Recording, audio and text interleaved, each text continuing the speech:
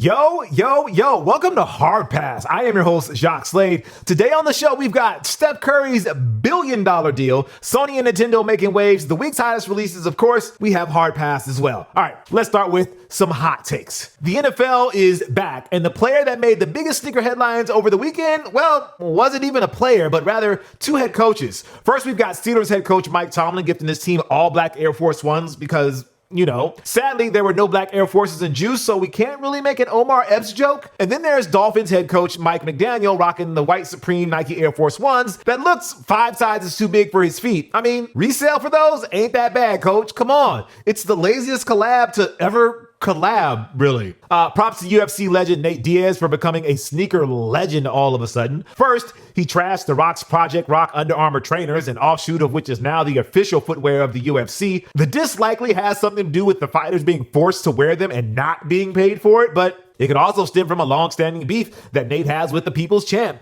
And then for the post-fight press conference, Nate showed off a soaking wet Travis Scott Air Jordan 1 Low that he wishes he would be allowed to wear in the future, but probably not for the UFC since his fight contract has run out. It'll never happen, but man, a Rock Diaz fight at next year's WrestleMania for Supreme Sneaker Supremacy would be money for the WWE. Just, let Nate wear his J's for the entrance. By the way, I can't be the only person who saw the Rock's UFC trainers have the initials BSR and immediately thought of Broken Skull Ranch. Right? I guess it actually means blood, sweat, and respect. That's Rock's training slogan, but I like my version where it's a Stone Cold Steve Austin shout out better. Belated happy birthday to Tony Finau, and for his present, a dance that isn't the Dougie.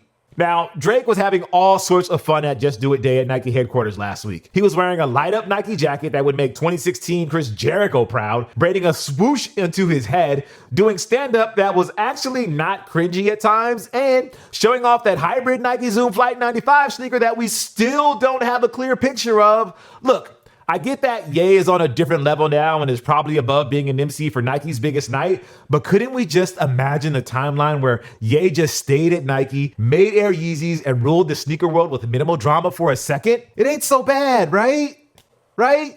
Anyway, Steph Curry, he's a billionaire. It's a strange sentence to say because it just seems so improbable 9 years ago when the news first broke that he was going to sign with Under Armour. LeBron James presented himself like $1 million from day one and now has a net worth of $1 billion. Michael Jordan dresses like $100 sometimes, but does billionaire things like run NBA and NASCAR teams. Shaq, well, his shoe sales were never going to get him to $1 billion, but his commercials and business endeavors might. Kobe, if he were still with us, I could picture his production company growing into a multimedia powerhouse. KD, you might get a day's worth of validation if you dunk on him online, but his tech investments will have you rethinking how valuable that dunk really is. Steph, his ankles, well, they were barely worth a dime. His name was mistaken for KD's in a Nike presentation, and his game was dismissed by olds who think shooting 30-footers with regularity is a gimmick.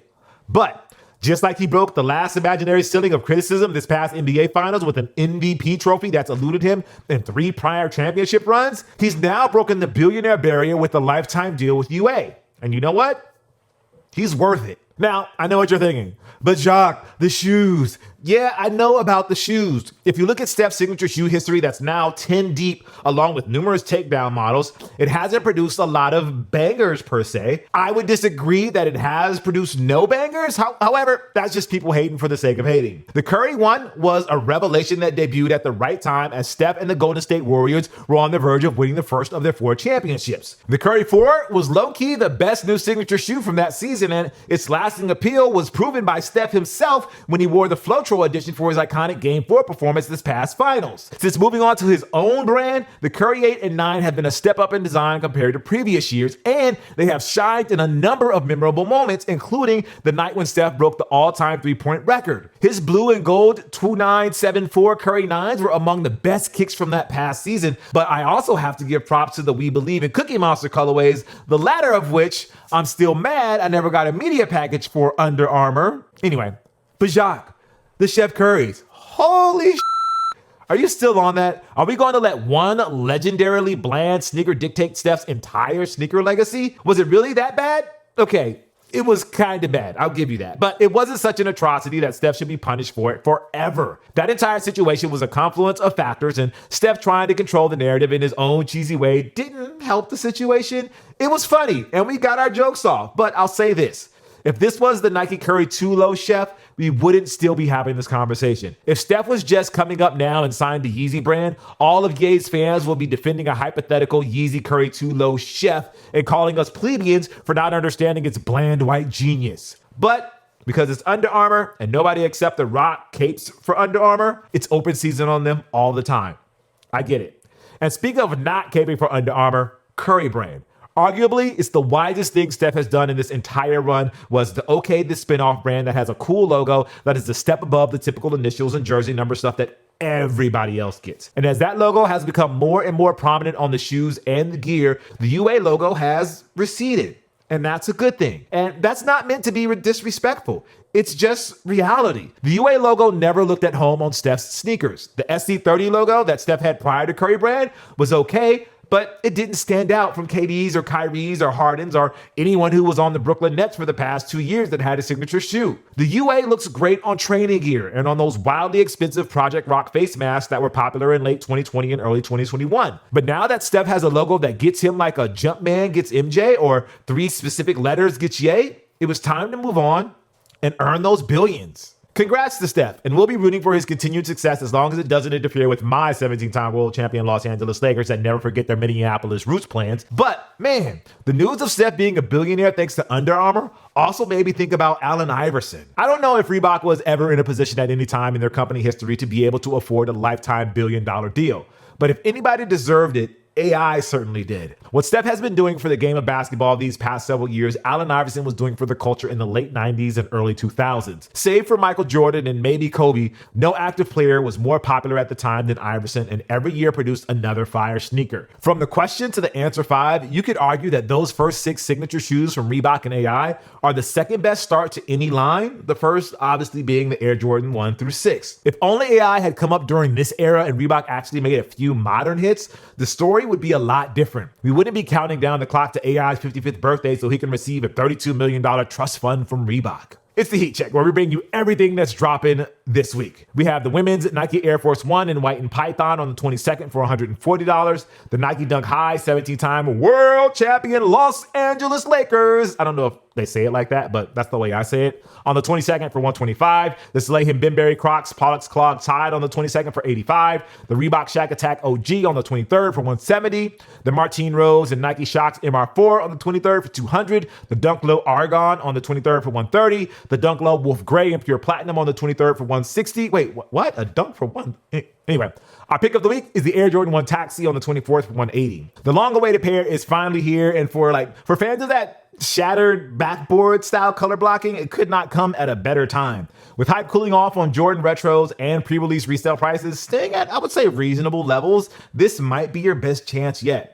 Of course, if you live overseas, your best chance to grab a pair would be just to literally head to the mall and find these sitting on shelf, but who's keeping track of that? We're talking about here in the US. My advice?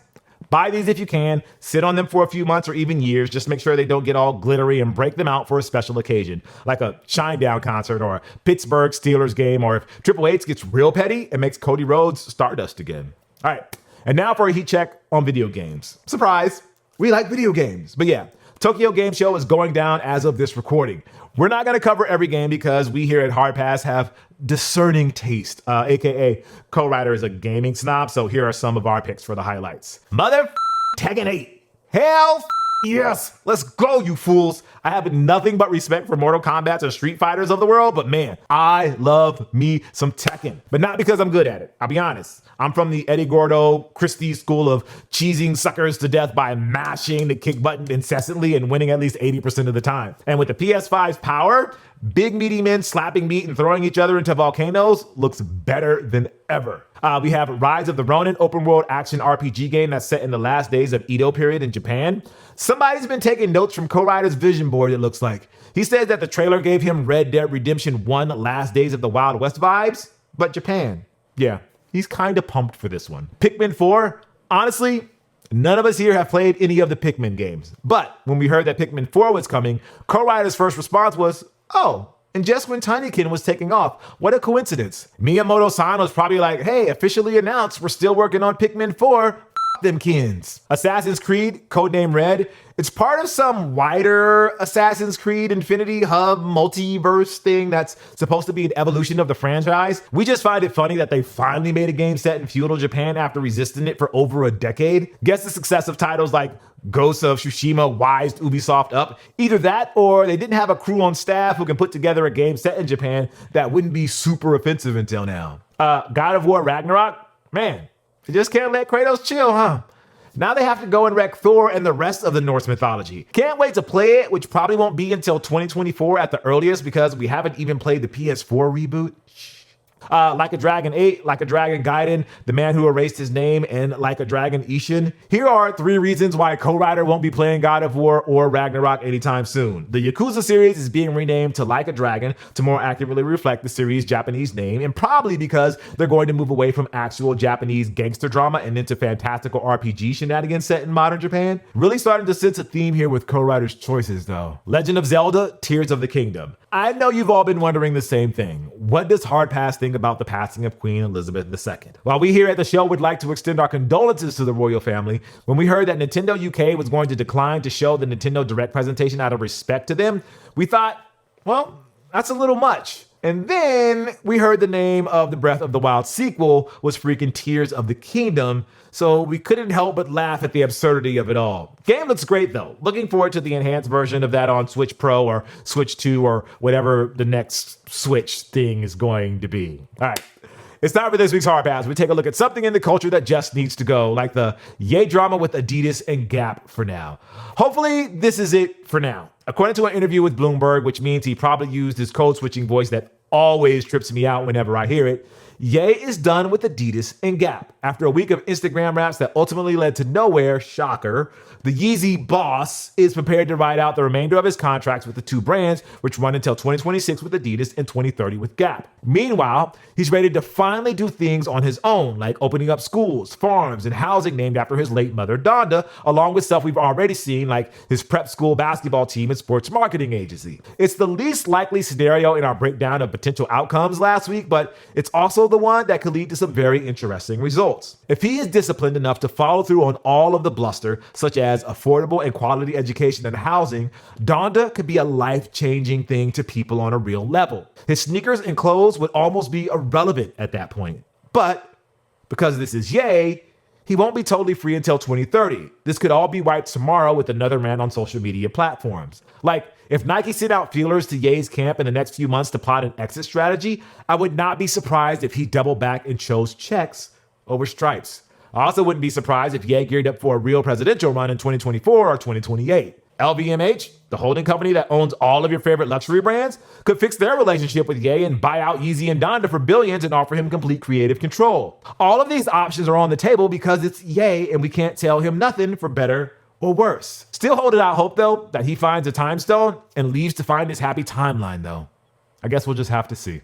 All right, that's going to do it for the show today. Thank you guys for watching Hard Pass. I am Jacques Slade. I'll see you next week, but not before we leave you with a viewer Hard Pass. Hey, I'm going to start off saying this.